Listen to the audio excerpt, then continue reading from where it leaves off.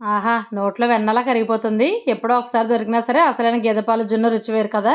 జున్ను ఎక్కువ తింటే వాతం చేస్తుందంటారు. సరైన కొలతలతో నేను చూపించినట్టు చేస్తే కొద్దిగా ఎక్కువ తిన్నా అలాంటి వాతం చేయదు. జున్ను కూడా కేక్‌లా నిలబడి చాలా రుచిగా ఉంటుంది. గేదె జున్ను పాలు మొదటి రోజు అయితే 1, 2 మామూలు పాలు పోసుకోవాలి. రెండో రోజైతే 1, 1 మూడో రోజైతే అలాగే వండేసుకోవచ్చనంటారు.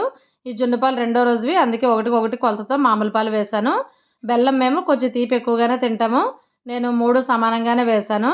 ఒక జున్ను పాలు, ఒక మామూలు పాలు, ఒకటి బెల్లం అన్నమాట. జున్ను వాతం చేయకుండా ఒక స్పూన్ మిరియాలు, ఒక ఇంచు సొంటి వేసి, 2 యాలక్కాయ గింజలు అన్నీ రోట్లో వేసి మెత్తగా దంచిన పొడిని జున్ను పాలలో వేసేసి, బెల్లం కరిగే వరకు బాగా కలిపి వేరే గిన్నెలోకి వడకట్టుకోవాలి. ఎవరికైనా ఇచ్చేటప్పుడు ఇలాగ బాక్స్‌లోనే వేసి వండుకుంటే చక్కగా కేక్‌లాగా ఇవ్వచ్చు.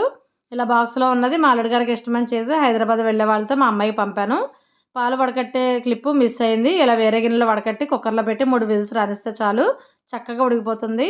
చల్లారిన తర్వాత ఫ్రిడ్జ్‌లో పెట్టుకొని తింటే జున్ను ఇంకొంచెం గట్టిపడి గడ్డ చున్నులాగా వస్తుంది. రెసిపీ నచ్చితే లైక్ చేసి మీకు కూడా జున్ను అంటే ఇష్టమా లేదా కామెంట్ చేయండి.